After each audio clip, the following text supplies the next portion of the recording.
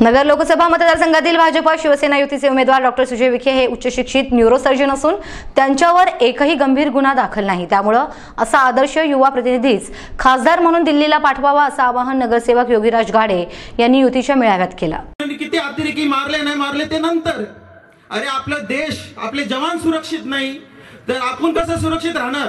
ज्याला देशाचं प्रेम पहिले नाही तो आपला खासदारकीचा उमेदवारच असू शकत नाही। आणि अभिमान वाटतो की एवढे वर्ष काँग्रेस पक्षात असून सुजय दादा म्हणाले सर्जिकल स्ट्राइक आणि देशासाठी त्यांनी भाजपमध्ये प्रवेश केला। हा फरक आहे उमेदवारांमध्ये। मी नगरसेवक योगीराज गाडे 3-4 वर्ष झालं राजकारणात आहे। इथं मी आमच्या नगर शहरातील आमदार जो रनिंग आमदार आहे त्यांचं प्रतिनिधी पाहिलेलं आहे। दादांशी 3-4 वर्षाची भेट झालेली आहे। दोघंही एज्युकेटेड असेल पण दादा एक न्यूरोसर्जन आहेत, त्यांच्यावर एकही गुन्हा दाखल नाहीये। आणि आमच्यासारख्या युवकांना नगरकरांना हाच लागतो। आपण केळगावची पोटनिवडणूक पाहिली असन, अत्यंत जी घटना झाली ती बोलण्यासारखी नाहीये। पण जर विकास आणि संरक्षण हे दोन महत्त्वाचे मुद्दे आहेत, या मुद्द्यांवर आपण निवडणूक करतो।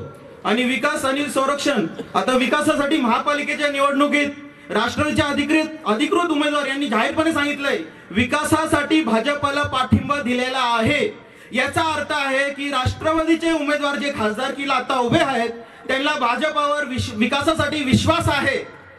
आणि राहिला संरक्षणाचा आणि दहशतीचा विषय, ते आपल्याला सर्वांना माहितीच आहे।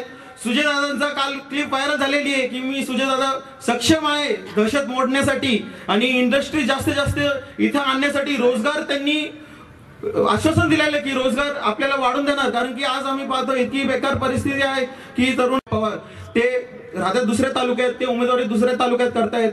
शरदजी पवार पण माढ्यातून उभं राहिले होते। म्हणून दादा हा विषय फक्त तुमच्या विरोधात बोलायला काही नाहीये, म्हणून उत्तर दक्षिणेचा विषय केला जातो आहे। ते वेळत घाटात राहतात। आज मी नगरसेवक आहे, आमच्या वार्डात जेही ज्यांची इन्कम कमी असेल ते आमच्याकडे येतात की हॉस्पिटलचा आधी खर्च खूप लागतो, तर आम्हाला वेळत घाट मध्ये आम्ही त्यांना पाठवतो आणि ते कधीही कंप्लेंट आली नाही की वेळत घाटात आम्हाला चांगला उपचार भेटला नाही।